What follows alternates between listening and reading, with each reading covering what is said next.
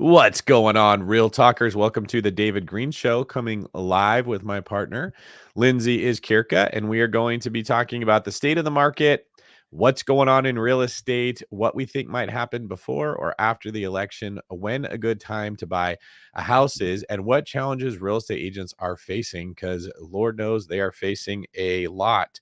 Lindsey and I were just talking about how do we know what it looks like when somebody tries to join a live stream. When I went live, Lindsey, did anything pop up on the page?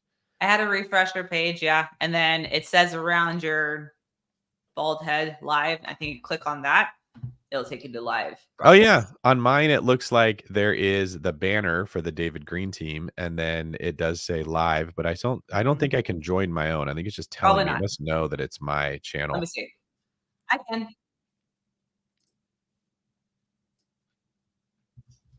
All right. Well, thank you for doing that. We got a couple articles to cover. Before we get into it, what have you been noticing going on in the California real estate market? It has been very interesting. I think anyone that was selling real estate like 2 months ago, 3 months ago, if they're not talking to buyers and sellers right now, they're aloof of what's going on. I'm talking to people who have their flips listed and they're starting to take losses, just trying to get them off the books. We're getting showings, but very few offers. Buyers are hesitant. They're kind of holding off due to more emotional reasons. Like logically, we'll probably get into this, but logically, we know not a lot's going to change after the election, right? Housing prices won't drop, right? Mortgage interest rates aren't going to magically drop right after there, but it's an emotional response. It's an emotional connection to it. So a lot of buyers are looking and seeing houses, but very few are actually getting, they're pulling the trigger to get offers in. So it didn't help that mortgage rates went right back up to where they were post Fed cut, the first one. So that made some buyers that were like starting to inch in a little bit, like, never mind. No, we're just gonna wait. So there's not a polling reason really, unless they have a relocation, baby coming, divorce, something Yeah. driving them to buy. They're not jumping at the bit to buy a home right now. So it's interesting to navigate as an agent. I enjoy it. It's more challenging, but for Mhm. an average agent that doesn't have the skills, they're probably They're struggling. struggling, yeah. I think most agents have been carried by a really strong market. Uh-huh. And so their skills weren't that good, but the sheer gravity pulling people towards I need to buy a house kind of helped them overcome mediocrity. Right. And the gravity is still there, but it's definitely not as strong as it was. And now you need some skills to be able to swim through this river without the current pushing you. Mm-hmm. I don't know, but I think we're heading closer to a market where if you will need all skills, like there won't be a lot of gravity at all. It'll be a tiny little current. You got to do Yeah. most of the work with your skill set. You see the same thing? Yeah. You may have to have a conversation with the seller that, hey, you may have to take a loss. Or Mr. Buyer, yeah, this is all you can afford.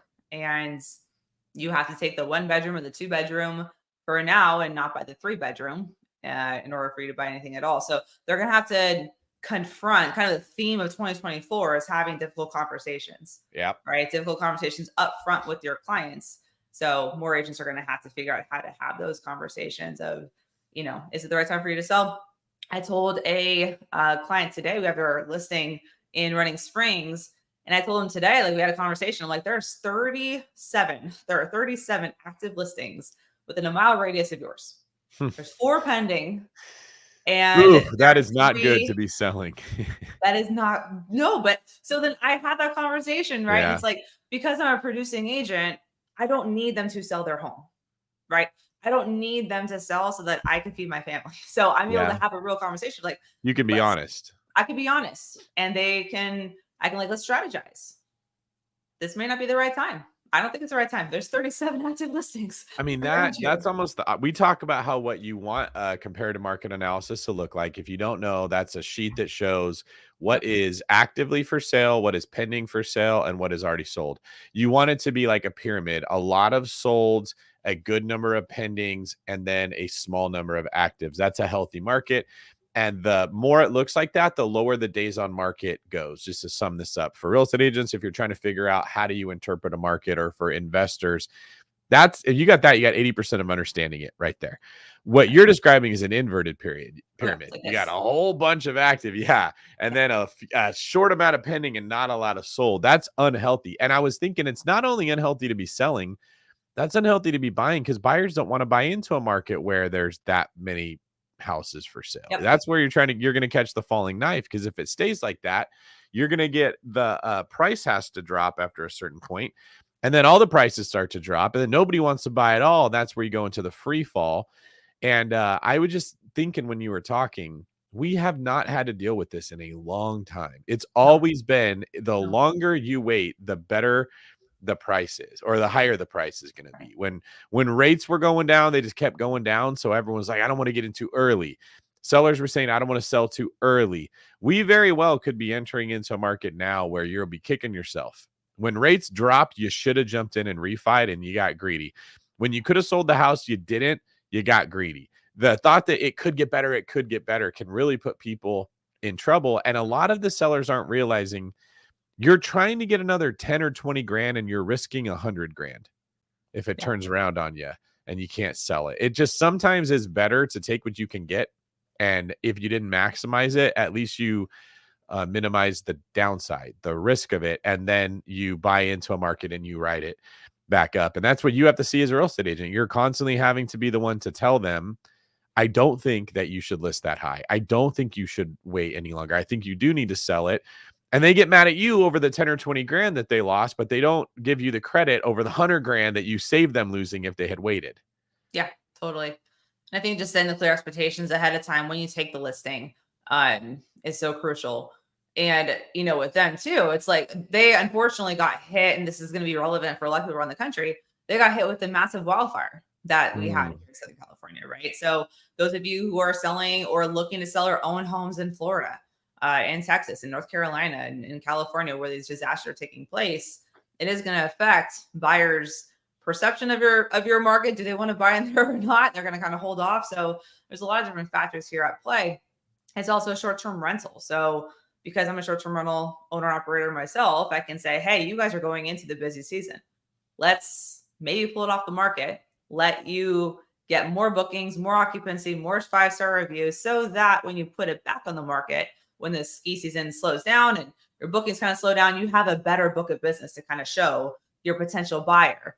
Because whether buying a vacation home, it's a beautiful A-frame cabinet, it's gorgeous, and they renovated it, it's beautiful, but it's at a premium. And it's like you need to have proof of income on the short-term rental in order to sell it for the price that you want. You don't have that yet. So much goes into play at that. And I think agents are afraid to have those conversations because they're afraid to lose a listing, or they're afraid that the seller will pull it from the market. And they're like, well, shoot, that was my one listing. That was my one listing that I could walk into my office and say, I have a listing. Like, no one cares. Like, can you sell the listing? Right? I can take an overpriced listing for $2 million when it should sell for 1.5. That's so funny. People stop getting impressed when you've had that listing for 6 months and no one's buying it. Having a listing in today's or in a hot market is like having a girlfriend in Alaska. There's not a lot of them. It's a big brag. But sometimes that listing isn't all that great of a catch, if you know what I mean. Sometimes you hold on to it for 6 months, you can't get rid of it. I just don't think that as a real estate investors, we have a frame of reference to remember what it was like to be in a market where you had more properties than you had people that wanted them, right? It's not systemic. It's not like all across the country. Nationwide, we have a lack of supply. Yes. But in these short-term rental markets where all of the people ran into, you had too much supply. And then when the recession came and all of the people wanting to rent them pulled back, you got stuck in this game of musical chairs with nowhere to sit. You want to go sell your house, but who's going to buy it, right? That is one of the problems with jumping into the trend. And I'm not shaming anyone, because most people did not realize when they were going to do this, how quickly the waters can shift, right? But when you follow the trend, which always feels safe because everyone else is doing it, it's sometimes the most dangerous thing you can do, because you bought into the market everyone else bought into. You were fighting with them over the people that were visiting the properties. Everybody wanted the property because they were following the trend. So you paid a little more than you wanted to, but you felt safe. Then when the whole thing shifts and the tides go out, you're left stranded high and dry. There's no one to rent your property, and there's no one to buy it from you because they don't want to buy into a market where nobody's going to be going. Yeah. And you might literally see some foreclosures, even though the houses have equity, right? Yes. It looks like it has equity, but you can't find a buyer for it to convert it. And if you bought into an area where a regular primary residence person wants to live, you can sell it to someone. You may not make money, but you'll be okay. If you bought into some of these markets where it's only a short-term rental, like maybe Crystal Beach in Texas, there isn't anyone to buy it because there isn't anyone that lives there. It's just something to think about, that when you chase cash flow, I want the maximum ROI, the maximum cash on cash return. You will often venture into areas that you probably shouldn't have gone in pursuit of that. And then when the tide pulls out, you're left stuck. And I know that's usually when you get the call, right? That's when the person comes to you and says, Lindsey, I had to sell my house. Can you be a miracle worker? Yeah. But we're going to include all the furnishings and we're going to do all this. I'm like, a buyer right now is not going to care. A buyer right now is not going to buy a short-term rental. So quick little pro tip in case like someone's thinking about getting into short-term rentals in the future, learn from past mistakes and learn from the sellers who are really underwater right now and are panicking. Do not pay a business price for a residential property. Meaning, don't let the gross annual revenue or the fact that furnishings are included or short-term rental permit included, don't let that sway you to pay decision, way over residential property value for the home. On top of that, I would encourage people to not get too niched in terms of that kind of property. A lot of homes in Joshua Tree, for example, got too specific, too guest specific. Like there's some that are like pink all over, like disco balls all over, or there's some very weird themes, and then they're trying to sell them now. It's like, who's going to buy that? You know, and they're trying to sell it as a business. It's not a business. It is a residential property that you are just getting a little creative on how you maximize the revenue. So a lot of people got burned paying an inflated short-term rental price on a residential property. So in the future, if people are looking to diversify their portfolio, you know, you talk about your portfolio architecture a lot on your podcast, right? That's a part of their plan. Right. Don't get caught up by pay the residential property price, not the inflated price, because of the anticipated gross annual revenue. All right. Great point there. Let's get into some of the articles that we have for everybody today and share some knowledge and talk about what's going on in the market and what we think that you need to know.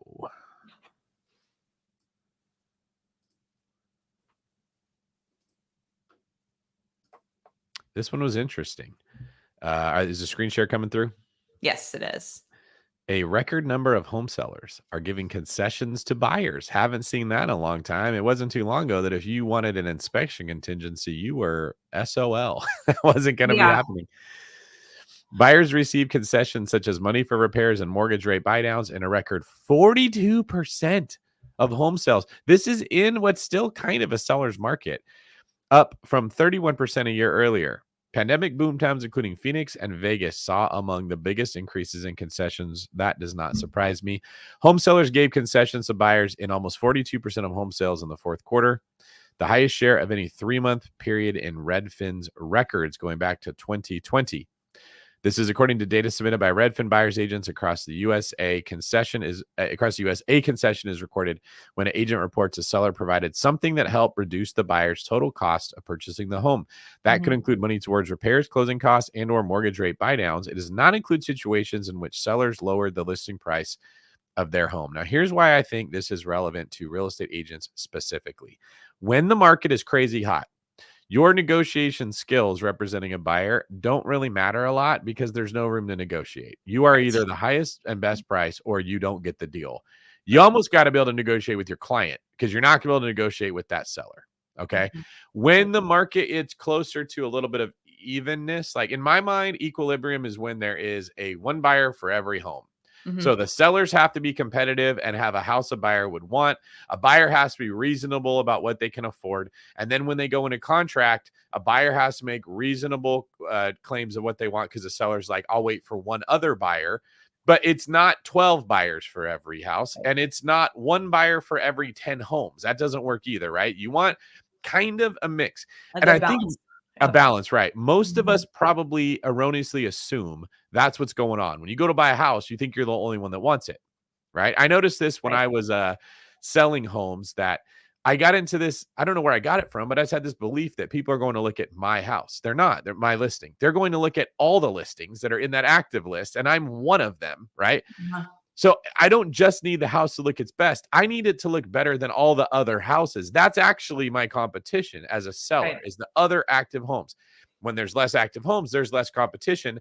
So that helps me. As a buyer, my competition is the other buyers. You always got to be thinking about who you're competing with. Now, when you get closer to equilibrium, the skill of your agent actually has an opportunity to shine. The nuanced way that they ask things, the way that they propose, the cleverness of how they say, well, hey, we see you're listed for 700,000. It's been 45 days. We're your only buyer. We'd like to give you 690,000, but my buyer's going to need some concessions to come up that high because they didn't want to go above 650. So here's what we need. And proposing it that way can really, really, really help your clients versus in the old days where it was literally just throw spaghetti at the wall. I mean, you probably have some stories, Lindsay, of agents that just send an offer via email and then tell Oh, their clients it was sent, and then they just cross their fingers and hope for the best. see attached.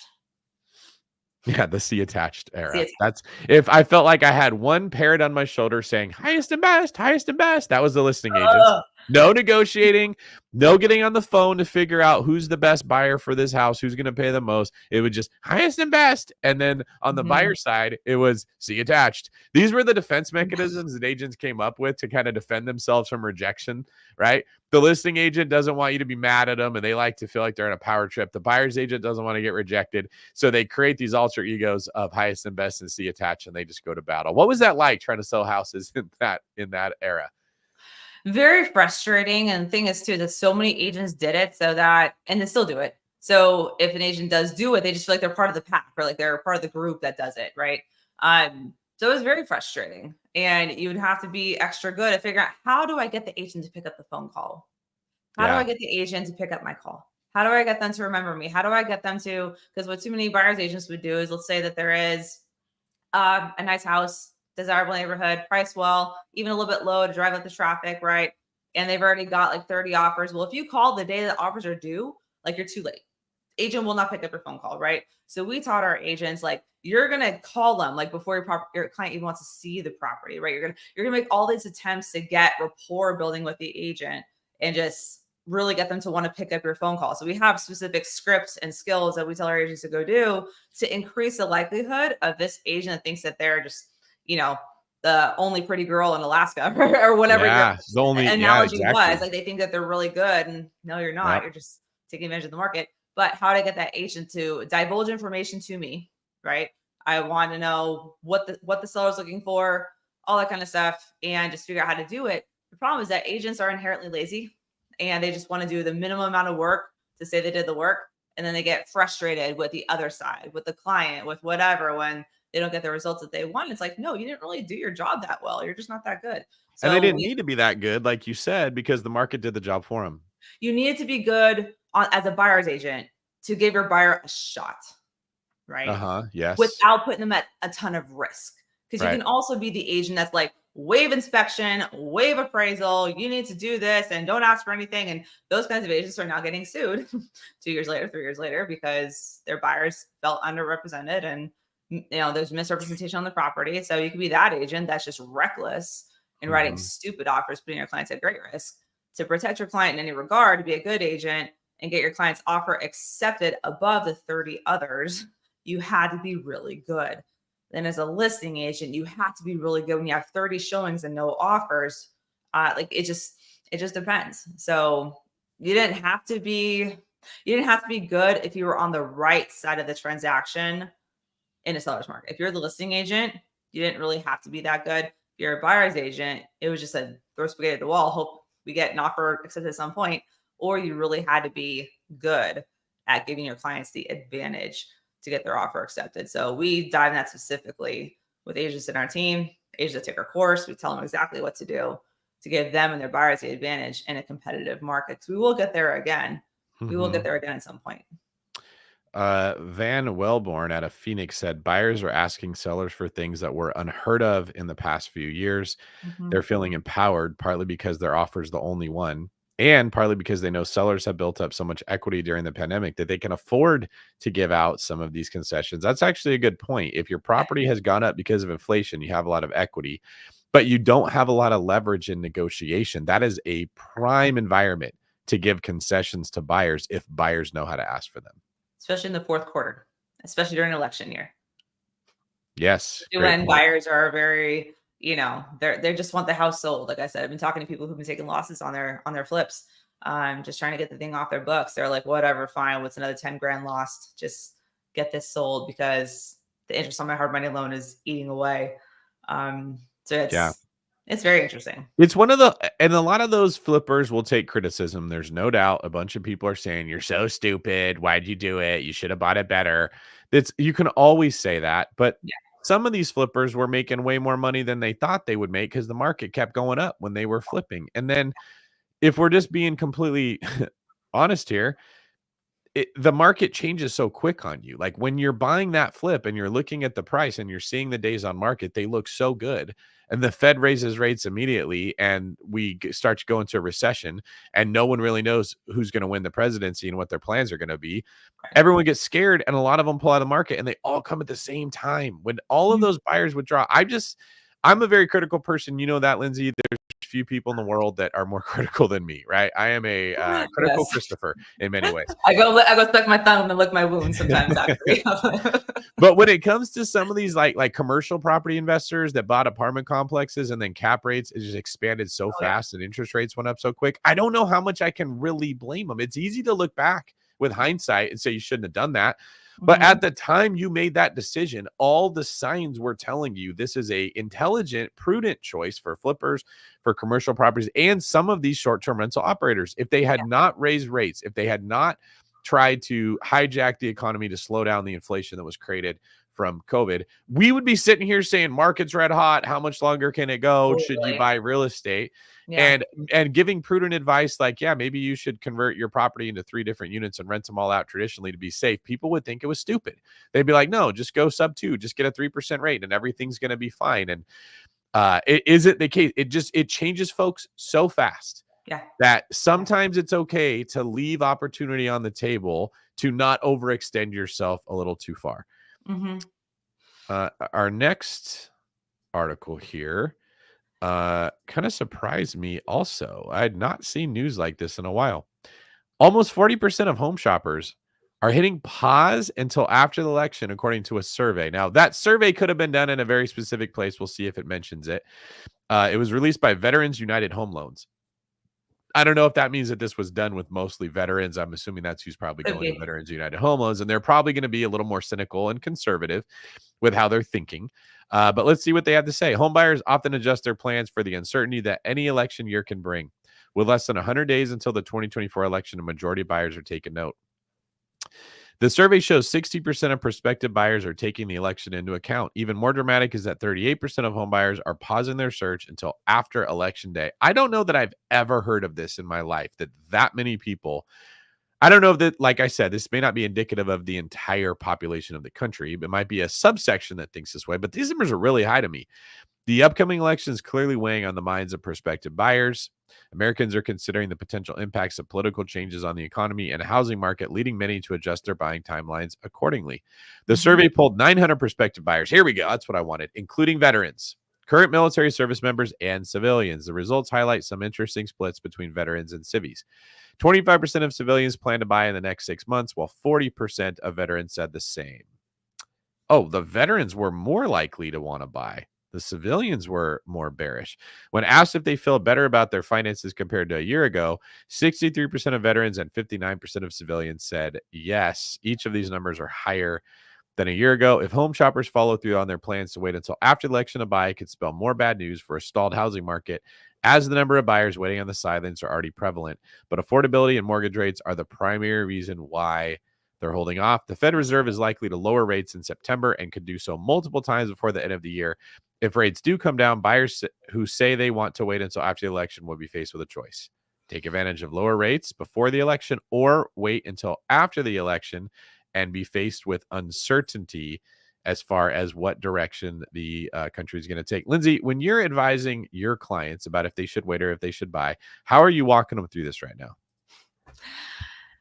Yeah, well, I understand we're in a very emotional, charged, tense time. So I don't want to undercut that, right? I completely understand. It doesn't matter who their candidate is. It doesn't matter what they believe or where they're at.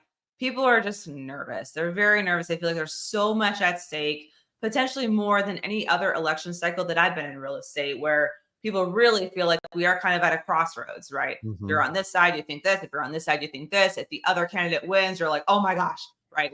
Everything's going to crumble. So it's pretty dramatic. And I feel like it's dramatized even more so because of the media, social media, the division. Everyone is really on edge. So I'm really mindful of that when I'm talking to people. I don't want to be, I guess, inconsiderate or insensitive to the fact that people are really nervous, not just about buying a house, but about a lot of different aspects affecting this upcoming election. So that being said, if they are pre-approved, if I can get them a great house sooner rather than later, I just say, hey, are you open to keeping your search options open? Like, are you just open to continue looking? Because the thing is, right now, while more buyers are nervous and not as likely to pull the trigger, while more sellers are nervous that their property value could be going down, or if they still have their house on the market, there's a reason why. They may be more motivated, especially as the days on market keep ticking up. If you want a better price and better terms and less of a bidding war, I can negotiate a lot better for you right now.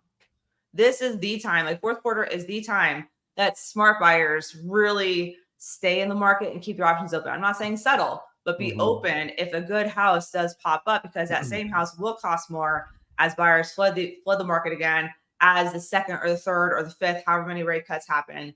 I would much rather negotiate better for them. So I'm like, as your fiduciary, I know I can negotiate way better for you. You a heck of a lot better price, terms, seller concessions, all the things. My commission covered for sure in this market. If you wait until next spring or summer, I don't know how much my negotiating power is going to diminish as competition among buyers heats up. So if you're open to it, let's keep our options, let's keep our eyes open for opportunity, right? What's the phrase? Is it Warren Buffett that said, buy when others are scared? Yep. Right. Be fearful when others are greedy, and greedy when others are fearful. I turned that into real estate and I said, buy when everyone is scared, right? Yeah. Same thing. It's the same thing. So that's where I'm trying to toe the line. I don't want people to feel like I'm insensitive or unaware that we're in intense political times. And I want them to know I'm not going to pressure them. But I also want to be very clear that if you do want a good deal, if you want to avoid a bidding war, this could be a better time to do it before the end of the year. More motivated sellers, less buyers, more negotiating power, better terms for you. When I look back at the best deals I bought, I don't know how many of them at the time I bought them, I felt really good about buying. You never do. Yeah. In hindsight, we talk about it like we're a genius, but you kind of fall into stuff. What's that? It never feels good in the moment. Today's price always feels expensive. Yeah. When I was buying in 2010, it was risky and stupid, and everyone said to wait. When I bought the Hawaii condos, it was during COVID, and it felt so risky to be doing. And some of the deals I bought that were great, like a really big triple net property, I did well when I first bought it, and then rates jumped on me super quick, and I got stuck with it. I couldn't do anything with it. A lot of the short-term rentals that I bought, I got really good prices on them, and then the city got involved and made what looked like a great deal ended up not being a good deal. And a lot of the deals that I didn't feel super great about ended up being good deals. I think the key here is that if you're buying real estate on a 5 or 10 year timeline, you're going to look good. If you're buying it on a 6 to 12 month timeline or a 2-year timeline, you're very exposed to looking dumb. Maybe the advice here is to not buy anything if it needs to work in a 1 to 2 year timeline. 100%. 100%. I tell them that too. I say, hey, listen, if your plan is to buy a house every year, or if it's to only stay in here for 2 years and then move up, like, let's be okay with finding a property that you may need to be in longer. Plan to be in it for 3 years to 5 years, like at least. Yeah. Right. If you're looking for the 1 year, like I have to sell this within 1 year. Let's then wait for a property that you're okay to stay in, because I don't want you to hate real estate or be mad at me if you cannot move up. If that's what you need to be trading stocks or something, right? If you need that, like, I got to feel like a genius right now, take 10 grand, a little bit of, and like set it aside and go play with it in the stock market. You want your real estate investments to be boring and something you don't even think about. You don't want to be like every day paying attention to like, what's the new thing everybody's doing? Is pad split the new thing? Right. Like, because when everyone goes there at the same time, I've said this so many times, it feels safe to be a part of the crowd, but it's not. Mhm. When you're the gazelle that wants to jump in the river with all the other gazelles, you make a lot of noise and all the crocodiles come up to eat you. Right? It feels scary to go just by yourself, but you might not even draw enough attention to have a crocodile come. It's this whole idea that there's safety in numbers in real estate rarely works. It's like you said, when you buy for the long term, when everyone else said not to buy, I think you usually do better. And when you're thinking, well, I don't want to miss out because everyone else is doing it, you're just putting yourself in the position that you'll be out there with the crowd when the market shifts Mhm. and you'll be stuck. But this does, like, I guess what I was thinking earlier is I've never said it before. I've never thought it before, but there may be something to be said for not needing every American to own 20 houses. Maybe we just need 20 people to own one home, Yeah. and we need to get some like personal responsibility back. And you Mhm. need to be okay knowing you made a good decision there. And you really should only be investing in real estate in mass if you have a lot of capital, right? Because when you don't, Lindsay, what ends up happening is you start saying, well, I'm going to borrow money from this person. We're going to buy a house together.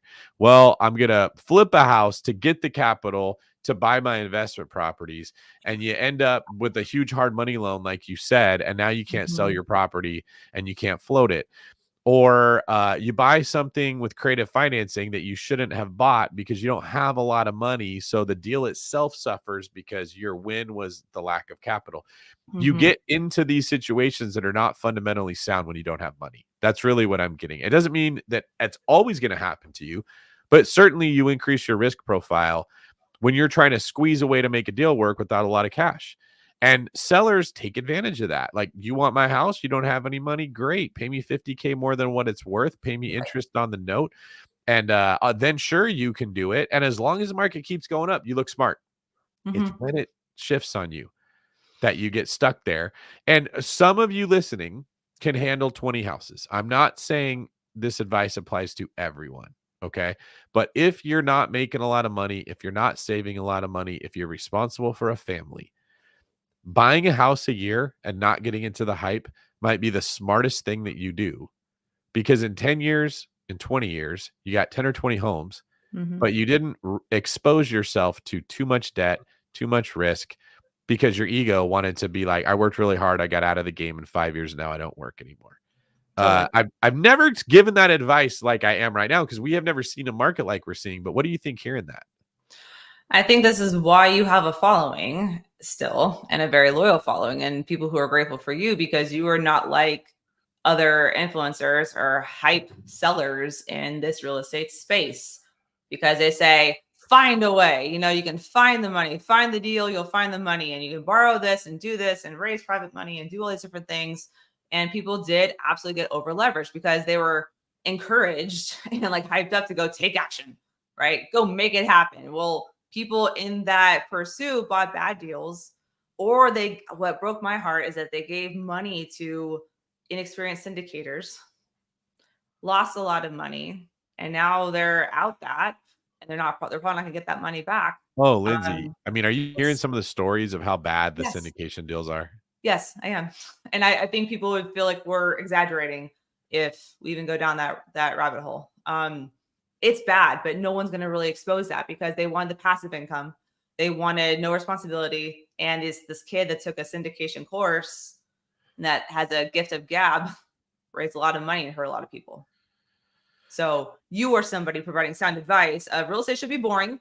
Real estate is a get rich slow scheme. It's not like stocks, which can go up and down really quickly, Yeah. or crypto, right? It's a very boring asset class. It gives you more control over it, but it is a get rich slow Yep. thing.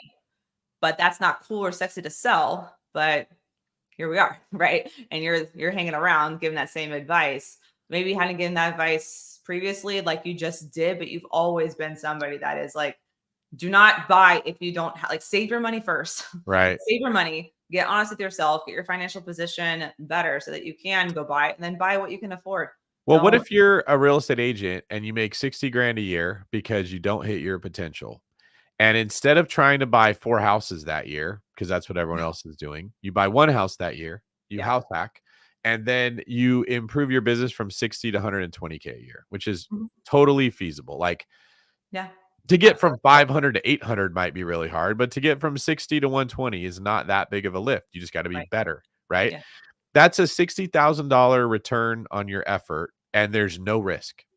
You Mhm. didn't put a bunch of money into a deal. You didn't take on a bunch of debt. You didn't take on a bunch of debt service that you got to pay back. You didn't go extend yourself with a HELOC. You didn't take on a bunch of time of now I got to run a flip project. And like all the risk isn't there to make the money. Maybe one of the ways we should be looking at this is if you are not maximizing what you're doing with your time and your work and your business right now, then you shouldn't be thinking about real estate. There needs to be a balance of like, well, I made a whole bunch of money in business. I want to shelter some of that money with real estate for tax purposes. And I have all this money in the bank to take on some of the risk of buying the real estate. Right. And as long as you're like working, like you don't want one arm to be strong and the other weak. That's how you mess up your back. Mhm. Right. You want your body to develop synergistically. And I think that like with portfolio architecture, that would be a wiser way for us to look at wealth building. 100%. That's not cool to sell. Yeah. And people want to be the success story, the influencer, or the whatever, and get enough credibility to sell a course before actually getting good at anything, because that takes intentional skill building and falling on your face and failing. And everyone's chasing the wins before actually getting good or mastering what it is that they're trying to do beforehand. So with our agents, we tell them like, yeah, we want to invest in real estate. We want you to become really, really good agents first. Become a really good agent first, and we can negotiate deals for your clients, negotiate deals for yourself, and then buy Yeah. investment properties. This But is don't, huh? This has been on my mind so much. Like the book Mhm. I'm getting ready to release is called Better Than Cash Flow 10 Ways You Make Money in Real Estate. So it's going to be self published. I'm just finishing the cover art for the book. And then you guys will be able to buy Better Than Cash Flow. So if you would like to get on the mailing list to be notified, you just join my newsletter. Go to davidgreen24.com/join. You can get there. I might even have a banner for that I might be able to put up depending on if we have one. But the book I've already started working on for after that, oddly enough, is going to be on just buying a house hack every year. What it looks like to buy Yeah. one house a year, very Mhm. low money down, very low risk, higher on the discomfort scale. No one likes Mhm. moving. Nobody likes having to manage tenants that are like in a house hack situation. It is easier to buy it, passive income, set it, forget it, pretend like it's going to make you a lot of money.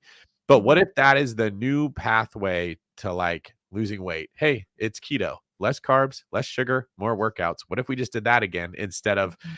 BBLs and augmentation surgeries and Botox and Juice cleanses or Ozempic? whatever. Yeah, exactly. Like all of these trendy things that everybody else is doing. What if we got back to those fundamentals? So I've got like probably 3 chapters already written on that. There's going to be Nice. about six, I don't know how many I had, maybe 15 or 16, but it's super simple. But I'll have case studies of how you could build wealth. It's almost like you can't miss Yeah. if you do it the right way. But like you said, it's not as popular to talk about. This might be the pivot that people need. I know Andrew had said a minute ago, he's still working, but he's bought his houses slowly. He has 7 paid for houses with little Good risk for with you. sleeping well, right?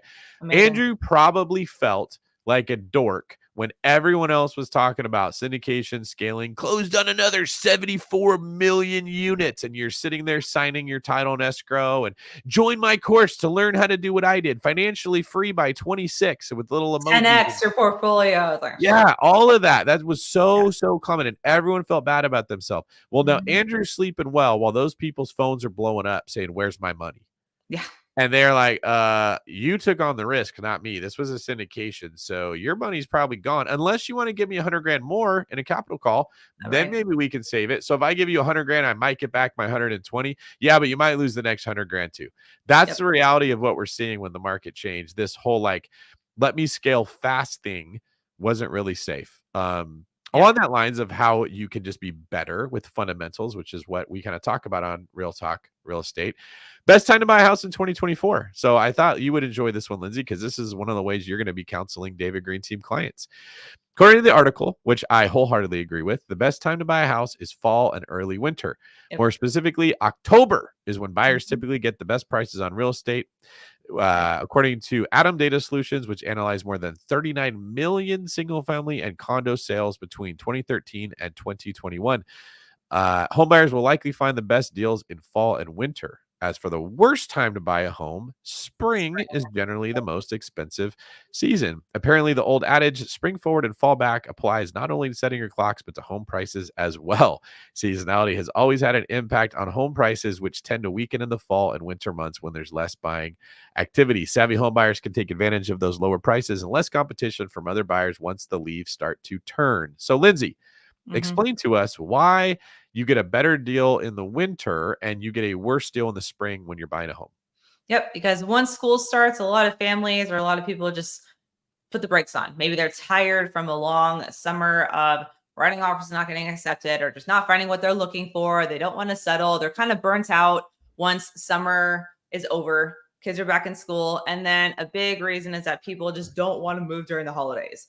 They don't want to deal with, during the holiday season, moving, the logistics of that. It's just easier to say, and the hustle and bustle and chaos of what comes with fall and winter, we're just going to wait until next year. We're going to wait until we get our tax return. Or sometimes too, people realize that they can afford more if they file next year's taxes. We hear that a lot with people. During 2020, like for 2020, 2021, we had quite a few buyers be able to buy in 2022 once they filed their taxes, because 2020, did I get that right?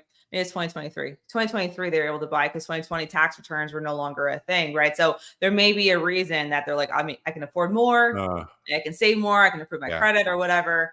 But the most simple explanation as to why there's fewer buyers in the market in fall and winter is that school has started. And so they're kind of just want to take a break and they don't want to move during the holidays.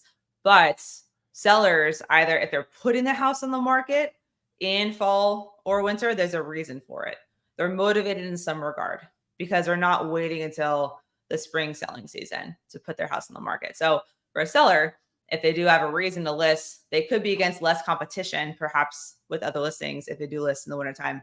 But for buyers, they're definitely going to be going against fewer buyers in the marketplace than if they were to wait until spring. So just by proxy, less competition equals better terms.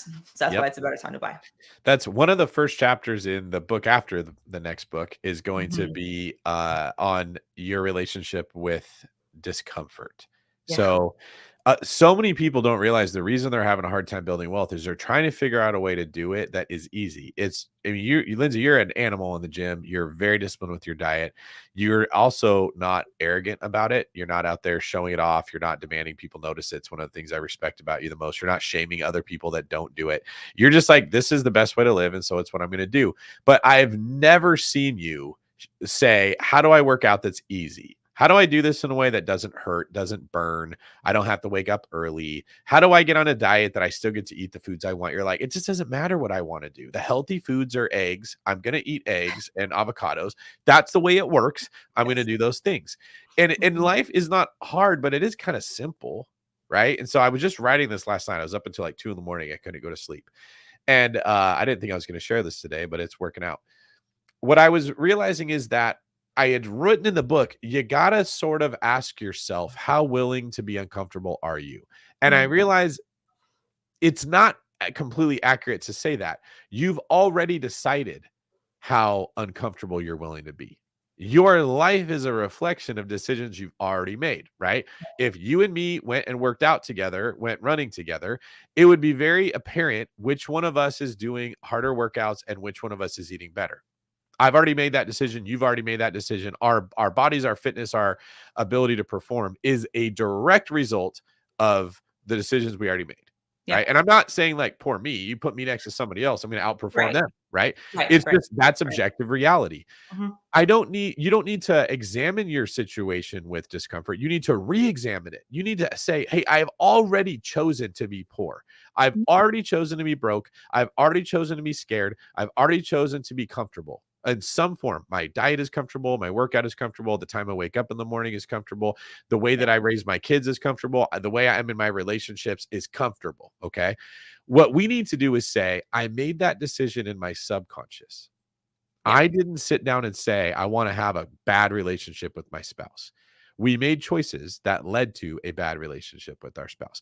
What we Mhm. need to do is pull it from the subconscious into the conscious. Okay.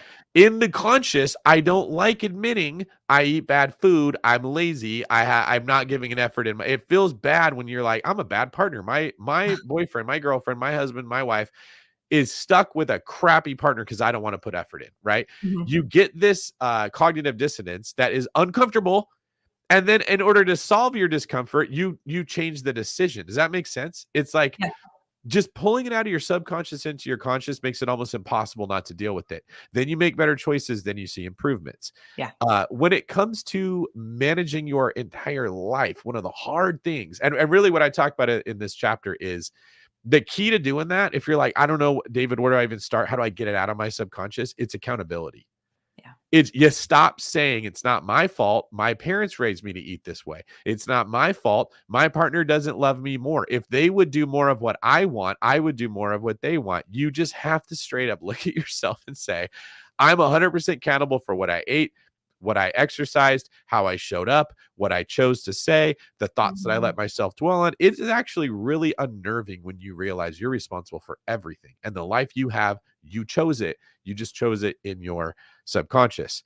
And that brings us back to the whole article here. When the reason everybody's buying houses in the spring is because it's easier. Right. Straight up. Your kids are not in school, the sun's out. You're like, ooh, the lawn looks good. I want to buy a Mhm. house. You're just letting your subconscious drive you to make the decision. Your conscious would say, no, dummy, buy it in the winter when the lawn looks like crap and the leaves are all falling and it's raining all the time and none of the other buyers want to be here. These are the most motivated sellers. Nobody wants to sell their house in the winter. They have to sell their house in the winter. You're going to Mhm. get a way better deal on real estate, right? Mhm. And the same is true of selling. Can you hold off and wait until the spring or the summer to do it? Did you put yourself in a position that you have to sell your house right now because you didn't plan ahead? So Yeah. I bring this up because you're doing really good, not only professionally, but you're doing good personally. You're doing good with health and fitness. Do you have anything you just want to share when it comes to the hard decisions you've had to have with yourself that have put you in the position to do that? It's actually really freeing when you realize that you're in total control, right? Like I like knowing my my body fat percentage, how much I can lift. I can't buy that. I can't fake that. Uh, I did a lot of that work in private with no one applauding me Ugh, in order to get to that point. And then I'm at my best self because of that. I make better business decisions. I make better, decisions in my marriage and everything like that. We also made a similar choice when we house hacked. Remember, like we did have a house hack. Instead of taking a honeymoon and doing what most couples do after they get right. married, we bought a triplex. Not Right? comfortable. How No, many not people would comfortable. literally feel Yeah. I was robbed and cheated of what I deserve? A honeymoon is something I'm entitled to in a very Yes. expensive area. Yes. And I'm gonna spend the money on the wedding, which is crazy how much we spend on weddings, and the honeymoon as opposed to investing it in real estate, right? Yeah. We bought a triplex with crackheads in the back and another hoarder in the studio, like, and then we went through it. We went through the discomfort. We got so much flack. We got so much, why are you gonna do this? That not a good idea. Just buy a condo. We're like, no, this Uh, is our goal. But because of that, within 5 years, got my husband out of the rat race, both in real estate. And we've made mistakes along the way, but we followed our gut and we made uncomfortable decisions and sacrificed a lot. And now it's like we're living a great life. Like I've got a great life. It's yep. hard, but and kind of in combination with like the gym, I kind of like the pain. Yeah, it's a I like the healthier challenge. life when you look forward to a challenge rather than avoiding a Oh, challenge. yeah. I think we've been sold on this idea that the dream is to get to the point where life's not hard. You just Mhm. fall apart. You don't do well, right? Like Yeah. you don't like looking at yourself when you don't look good. You don't like Mhm. going through life when you didn't push yourself. So you're stuck at the mercy of someone else at 50 years old working in their company with nowhere to move up and nothing to do but become bitter. But Mhm. bitterness is often the result of me believing that it was someone else's fault why I'm here. Accountability is the antidote to bitterness. You're like, why did Mhm. I make choices that put me here? And what choices do the people that are happy make? Yeah. And it's really great to be on the other side where people are like, you should do this, or you need to eat this way, or, protein's bad for you, meat's bad for you, or lifting, yoga's better than lifting weights, or no, don't invest in real estate. It's like, okay, well, over a period of time, let's compare notes. Yeah, Let's compare where am I 5 years later, 10 years later in comparison. Just right. saying, just saying, And why right? do you always hear the successful people that you don't really hear many of them that say, I eat a lot of processed foods. I wake up whenever Right, I feel like it. right.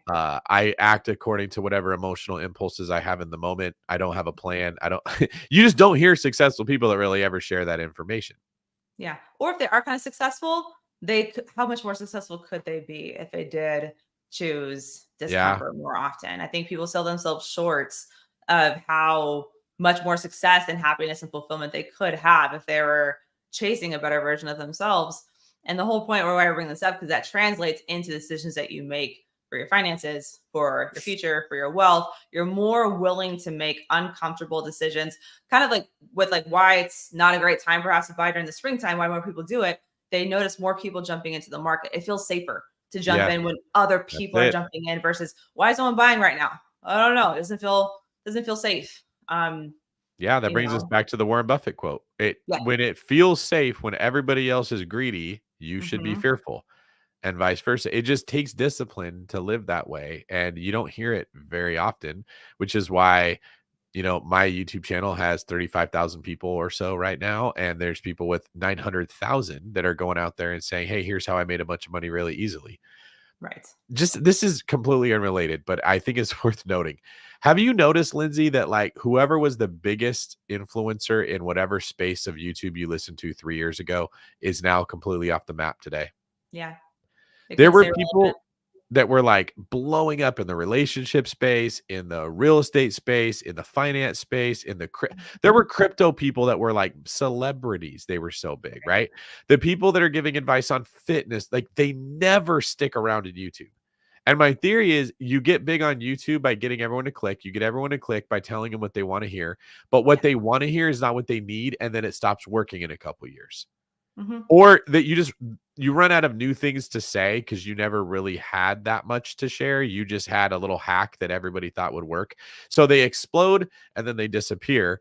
And that's one of the reasons I'm okay with having less people for now, because I'm in it for the long haul. I want to know 5 years from now, 10 years from now, 15 years from now, the people that listen to this thing today, bought a house hack in a good area, held Right. on to it for 20 years, are like, this is paying for my kids' education, or this is paying for my car payment, or whatever it is, because they listened at the time right now. Hmm.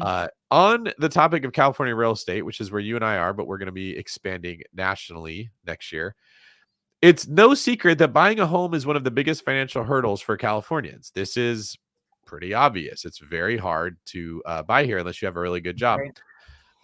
A recent Go Banking Rate study compared the savings needed to purchase a home in 2024 compared to 1970, which I thought was interesting. It reveals a drastic shift in the real estate market over decades, because it's no surprise that houses cost more now, but you also make more money now. So I think that they're going to be looking at like, well, how much money do you need today compared to how much money you needed them adjusted for inflation? Yeah. The savings needed for millennials to buy a first home is drastically different than boomers, even when adjusting for inflation. So yeah, Yeah. they're looking at the same way. The study found that California ranked among the top 10 most expensive states for homeownership in 2024. Hawaii was the top spot, which doesn't surprise me, because if it's Right. paradise and there's a lot of people that want to go there, only wealthy people really need to live in Hawaii. You don't need like Right. people that work at Taco Bell to think that they should be able to afford a living in Waikiki putting together chicken burritos. Yeah. In 1970, homes in Hawaii were valued at $35,000 or 283,000 in today's dollars. That's Yeah. the key. Okay. Yeah. Yeah. That was a $56,000 for a 20% down payment, which is much less if you're buying a home. But I don't think any of us would think that $283,000 is an expensive house for Hawaii. No. Now, I also should probably add, Lindsay, remote work was not as possible in 1970. So if you bought a house in Hawaii for 283,000, I don't know what you did for work there.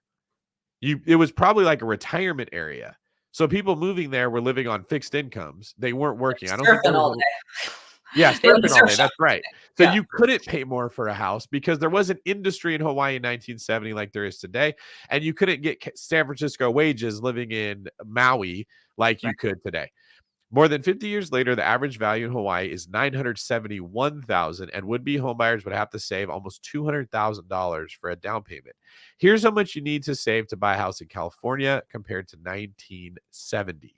Yeah. The savings needed for 20% down in California would have soared over the past half century or so. Half century sounds so much worse than 1970. 1970 I know. doesn't sound I know. half century sounds like where they had horse-drawn buggies. Millennials are getting old, and it's like showing of like, oh, 30 years ago was the 90s. You're like, what? Yeah. When I was like 30 years old, like when I was in the 90s and we talked about 30 years ago, we were talking about the 60s and it was damn near black and white photos. It was like the big like records, right? yeah, big records. There was no computers. It was like the video footage was grainy. It looked completely different. The 90s weren't really that different. Yeah. This is more than $100,000 when adjusted for inflation. In 1970, the average California home was valued at $23,000 or $186,000 in today's money. By 2024, the average home value had skyrocketed to $783,000. So on even playing field, adjusted for inflation, the house in California that was $186,000 is now $783,000, right? Massive increase. And so the most expensive homes are Hawaii, California, Massachusetts, Washington, Colorado, Utah, Oregon, New Hampshire, Montana, New Jersey. But it does go to show when people were buying in California in the 70s, there's no way they would have known that 183,000 would be considered cheap. Yep. Right. What do you think led to California appreciating more than some of the other states? Desirability to live there, opportunity, the amount of wages or potential for higher paying jobs. There's so many different industries in California. Take your pick. And just the demand. People want to live in California. So, I don't know, but I can't speak for NorCal, but SoCal, people are always going to want to live there. It's great weather, tons of opportunity, good schools, good systems. Everything is, it's a great place to live. So the population demand, people moving there consistently, bidding the prices up, and then opportunity for higher paying jobs. There's no like little small town farms, anymore in Southern California. Which there probably was when the homes were at in the 60s and 70s. Yeah. My grandma bought her house in Long Beach. I just sold it for her 2 years ago. No, a year ago. She bought it for $27,000. We sold it for $802,000. Total original. Everything needed to be redone, right? But she bought it for $27,000 in 1972. I'm like, that's closing costs on a home today, right? So the reason I asked this question is in my next book, Better Than Cash Flow, 2 of the ways that you make money in real estate are considered market appreciation cash flow and market appreciation equity. And that is a way of saying, look, I can't predict what's going to happen with absolute certainty, but I can look at the numbers that affect what is likely to happen. And I can make an educated decision on where I think appreciation is more likely to occur and where cash flow is more likely to occur. And as I was doing the research for this book, I realized there's actually patterns you can see. When tech jobs started moving to Silicon Valley in California, if you had half a brain, you could see, oh, if this takes off, these wages are going to be really high. The smartest people in the country are going to move here. They're going to go to the college at Stanford and Cal. They're going to get a job in tech. You're going to get a disproportionate amount of really intelligent people that are driven coming here. They're going to hit it big. Home prices are going to go up because people are willing and able to afford more. It's not a complete crapshoot, right? No. Versus, hey, like rural Arkansas, or what was that movie Deliverance, where they're like, where was that at? Probably like Tennessee mountains or Appalachia or something like that, right? Like, it's not as likely that a whole bunch of money is going to move to that area. And so if you're paying attention to what is going on around you, when industry started to move to Hawaii, or when computers took off, you're like, hey, I bet you there's a lot of people that would rather live and work in Maui remotely. Or if they're business owners that don't need to be working themselves 12 hours a day, they could be surfing all the time, and they could have their employees that are doing work, and then they could check in with them when they come back in to rest and refuel. I think this is the way that investors need to look at the market today. You got to get away from this idea that I just want to know what website will tell me where the population's moving to and just follow it, because that's what everyone will do. Or just working at cash flow today. Working at cash flow today. That's how I got burnt. Where's my cash flow today? I sold my houses for a loss in the Midwest, right? If I had looked at where people are moving to right now pre-COVID, I could have had a very different looking portfolio today. Because you saw everybody else is buying in the Midwest, I can get a turnkey deal. It cash flows, and then you realize cash flow isn't always cash flow. Not when there's raccoons and attics and black mold and tenants not paying. Nope, that's the $200 a month is cute until it's not. Yeah, that's a great point. And it doesn't get spoken about very often because no one wants to share their L's. No one wants to come out and say I lost money on a turnkey deal. In fact, someone asked me on the David Greene Show podcast, why are you so against turnkey? Like, I'm not against turnkey. I just noticed that the only times you hear about turnkey are lies. I can't think of a time I've heard of a turnkey company that gave you a realistic expectation of what to expect. You're paying retail or more than retail. You're buying in areas that don't appreciate, because if they did, the turnkey companies would keep it. That's why they're selling it to you. You're buying in areas where wages are not going to go up. So if there is any error, if it is not 100% perfect execution, you are stuck and you can't sell the house without losing money. Right. And you don't get bailed out by the market benefiting you. Okay. That $200 a month of cash flow is just enough to entice you to buy there, but not enough to actually change your life. If you had 10 of these things, it's still $2,000. You can make more money than that at a coffee shop. 100%. 100%. But it's cool to say I had 10 doors, right? But like, you're making $2,000 a month gross, but you had 2 turnovers. You had an HVAC go out. You had a tenant just not pay this month. You have all these different things. And on top of that too, and a lot of people don't know this, if you have turnkey properties, a lot of times they slide in there, or like if you have a property manager who maybe is affiliated with your turnkey company that's now overseeing it. Some turnkey companies have PM in-house. Some of them will just give you a referral to somebody locally. You're like, great, sure, that'll work.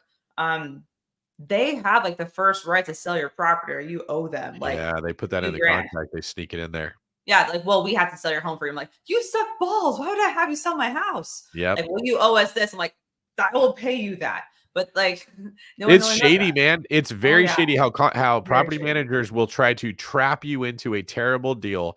Like, the only reason you're selling it is because they sucked at managing it, and now you're kind of like lassoed into letting them sell your property after they sucked, like you said. Yeah. And they like, you don't even know the door. You don't even know the lockbox code. Yeah. To my house. Like, I had to deal with it. Like, we can't get into the house. What's the lockbox code? I'm like, it's your lockbox. You put it on. Like, well, we can't get in. We don't have the key code. I'm like, and you want to sell my home? Yeah.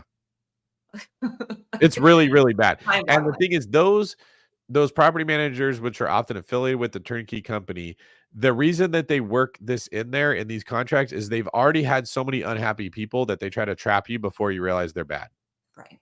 Right. Well, and so I'm not against the idea of turnkey. I am against every execution of turnkey that I've ever seen anybody actually. Why don't you make a turnkey company and then we'll I mean, yeah, that I've thought about it, but you want to know the real reason why I don't? Because if they were really good houses, I would just keep them. Right. And it's just systematically, if you look at the architecture of that business, it's unwise to think that if they're a great deal, someone's going to give it to you. The only person making money in turnkey is the person selling it to you. A lot of the flips, the only person making money is the contractor, right? Like, a lot of the time, the only person making money is the person that brought you the opportunity. If it was that great, they wouldn't be giving it to you. As opposed to a real estate agent that is going to help find you a deal that doesn't have enough money to buy it themselves, that doesn't understand investing in the first place, that doesn't, they just want to help humans. That's how they buy their bread and their meat. Like, you're much less likely to have one of them rip you off. You're more likely to get incompetence, which, if you guys stick around for a little bit longer, Lindsey and I are going to be sharing one of the ways we're trying to fight incompetence in the industry right now. with really bad real estate agents. This is another interesting article. A judge in Washington ruled that a real estate investment firm ran a Ponzi scheme, which I think is relevant when we're talking about syndications and turnkey opportunities. If you guys are not subscribed to the David Greene Show, make sure you look it up on Spotify and Apple Podcasts and subscribe. The episode that just came out yesterday with Andrew Cushman was all about the bloodbath happening in the multifamily space and how many investors are losing money because they're often running them like a Ponzi scheme.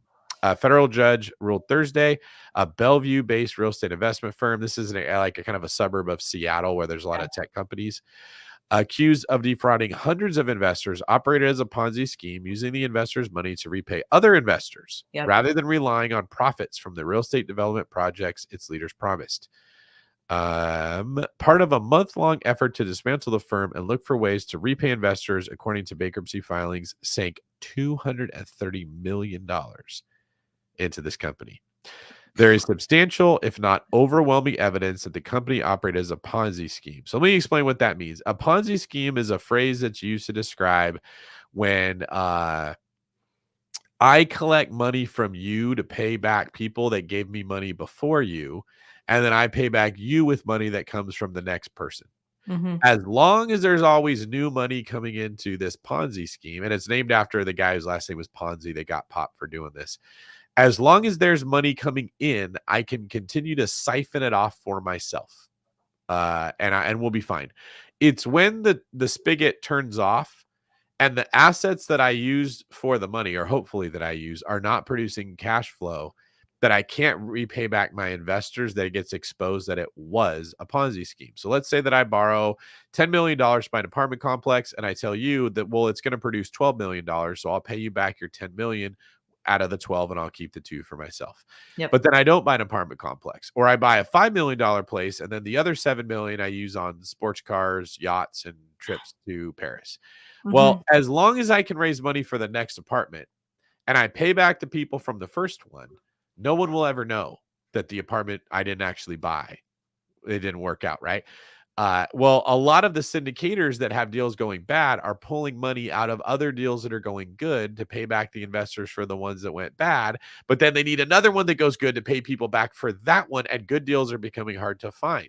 So that's kind of what happened with this firm. The company stopped making payments last spring and filed for bankruptcy. A restructuring firm took over, and combing through the company's financial records, that company that took over determined, hey, this is a Ponzi scheme, and reported it. Attorneys for ICAP, which was the company, did not present any arguments or evidence in court and did not respond to a request for comment. They previously told the Seattle Times they strongly dispute the allegations that they operated as a Ponzi scheme. No criminal charges have been filed against their leaders, and neither agency would comment Thursday on the existence or status of that investigation. I know a lot of people say, throw the book at them. Sometimes what they did was morally wrong, but it wasn't necessarily illegal. And in most of these cases, even if you throw the book at them, there's no money to give you for the next, like, your money's gone, regardless of how this thing works out. The company led investors to believe that its real estate investments were actively generating profits when in fact fundraising new debt was the company's business, which is what we just described. Real estate development was an incidental activity, which is a way that these attorneys are saying you didn't do what you said that you were doing, which is they're setting them up for a lawsuit if they're using language like that. And a lot of people can get sucked into these situations without knowing it, because who the hell knows what they're doing with the money that you give somebody. Right. I hope people don't think this is a one-off. They just happen to maybe get caught because someone else took over that, like you said in the article. This is happening all the time. You talked about capital calls earlier. What is a capital call? Yeah, I don't have your $100,000. I'm sorry. I need you to give me another $120,000, and I might be able to get you 220 back. Or but there's also a possibility you're going to lose that. Like, this is happening all the time. And you don't really hear about it unless you know the people really well who did invest the money into these syndications, and they're going to be honest about it, or just eventually you just hear it coming out. Like, it's not a thing that people want to discuss, but it's happening a lot. It happens all the time. All the time. If you think about where most of us get our information about real estate from, where would you say, Lindsey? Where does it come from? Online. Podcast. There you go. Podcast, YouTube, social media. It's free. This is a problem because nothing's ever really free, but we like free content, right? Yes. So you go get free content, and what is going to be someone's motivation for making you free content, right? I went from Buy getting their more expensive thing or invest with me. That's it. That's exactly right. They are trying to sell you a service like a turnkey home or a loan that they're providing or a course that they're offering or educational product that they want you to buy, or they're trying to raise money from you. How do Yeah. you raise money? You establish yourself as a credible person in the industry. How do you do that? Do you talk about all the money that you lost? Not No. a good strategy. Do you No. go out there and say, this is where I'm getting hammered? Not an easy way to raise money. You have a smiling face and a photoshopped picture. And I'm an inspirational Irving. Like you can do it. You can do it too. We did it. We keep doing it. And you can also do it. Right.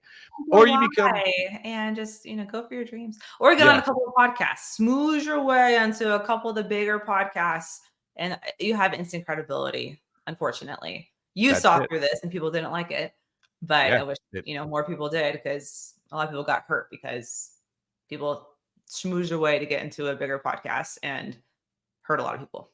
They're going to hurt everyone because it is not in their best interest to educate you. It doesn't benefit them to help you build wealth. It Right. benefits them to get your money so they can build wealth or sell you whatever their product is. And this is the problem with free. It's not actually free.